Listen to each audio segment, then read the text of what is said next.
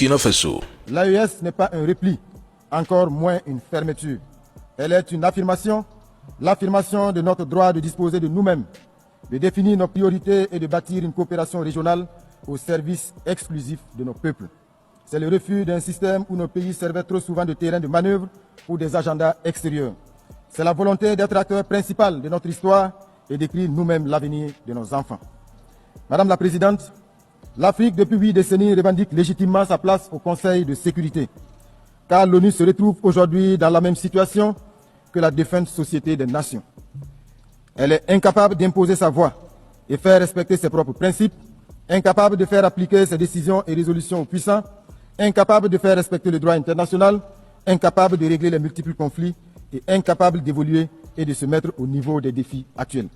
Dans le cas particulier de la République bolivarienne du Venezuela, nous réaffirmons notre soutien indéfectible à ce peuple qui subit depuis des décennies des campagnes d'isolement, des sanctions illégales et des provocations incessantes. Le Burkina Faso a dit les termes. L'AES n'est pas un repli, mais l'affirmation claire de notre droit à disposer de nous-mêmes. C'est pourtant simple à comprendre. Et je remercie le Burkina Faso, tout comme le Kenya, le Mali, le Sénégal, le Niger, le Tchad, le Zimbabwe et le Congo, qui ont insisté sur un point essentiel lors de ce sommet. L'ONU doit être profondément réformée.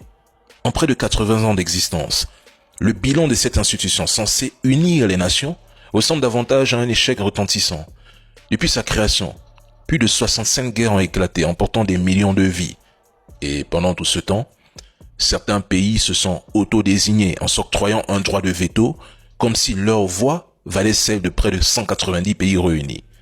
Est-il normal que, depuis près de 8 décennies, l'Afrique, berceau de l'humanité, reste toujours exclue des grandes institutions mondiales?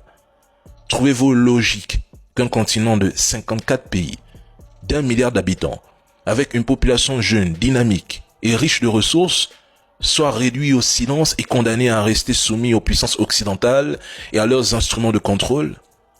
Soyons sérieux, une minute. L'Afrique est prisonnière d'un système qui l'empêche de décoller. Et lorsque nous dénonçons cette injustice, on nous étiquette aussitôt de pro-russes. Mais souvenez-vous, Kadhafi, Fidel Castro, Thomas Sankara et bien d'autres l'avaient déjà dit. Aujourd'hui, ils ne sont plus là et l'histoire ne cesse de se répéter. Les terreaux, dans bien des cas, sont devenus un prétexte pour dépouiller les États africains de leurs richesses, les affaiblir, les diviser et les détourner de toute véritable émancipation.